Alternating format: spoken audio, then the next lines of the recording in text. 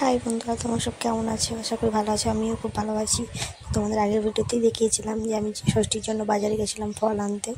তো ফল আনার পরে তো আমি আর ভিডিও আপলোড করিনি। তো এই যে বাড়ি এসে মালা গাঁথতে বসে গেছি, মানে এই যে ষষ্ঠী গাছের গোড়া দিতে হবে সেই জন্য মালা গাঁথছি। কিন্তু মালাটা প্রচণ্ড বড়, আমি প্রচণ্ড হিমশিম খাচ্ছিলাম। তারপর আমার ঠাকুমা আসলো, আমি একা একা পাচ্ছিলামই না।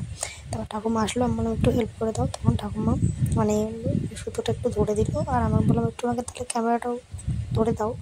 আমার একটু ক্যামেরাটাও ধরে দিল। আমি এদিকে মালা গাচ্ছিলাম বসে বসে। তারপরে অনেক কষ্ট করে বাবা, মানে মালাটা এত পরিমাণে বড় যে আমি হিমশিম খেয়েছি, সত্যি বলছি প্রচণ্ড আমি হিমশিম খেয়েছি।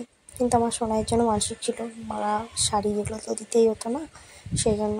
এবার শাড়ি টাড়ি সবই আনা হয়ে গেছে, দেখো মালাও প্রায়, হ্যাঁ দেখো কমপ্লিট হয়ে গেছে মালাটাও। তো আমার সোনাইয়ের জন্য শাড়ি মালা এগুলো মানসিক ছিল। তো এই যে শাড়িটা গিয়ে বেঁধেছি আর মালাটা গিয়ে বেঁধে দিয়েছিলাম গাছেতে, সেগুলো আমি দেওয়া হয়নি। তারপর এই যে আমি তোমাদের একটু দেখিয়ে দিলাম যে দেখো বাঁধা হয়ে গেছে। তারপর আমি গেলাম মিষ্টির দোকানে, এই দেখো কত ভিড়, আমাকে বসিয়ে রেখেছে। তুই বসে থাকতো না তো আগে। সেই ব্যাপার একটুখানি পরে আমি আসলাম গাছতলায় পুজো দিতে। আসার পর একটু ভিডিওটা করে নিলাম, তোমাদের দেখিয়ে দিলাম যে দেখো কত মানুষ এসছে। মানে ওই যে আমি পুজো দিচ্ছি, আমার একটা ভাইজি ছিল, ওকে বললাম একটু ধরে দে না, তো ও ধরে দিল। তো সেই জন্যই আমি একটুখানি ভিডিও করে দে, ধরে দে প্লিজ। তো ঠিক আছে, তুই ধরে দিচ্ছি।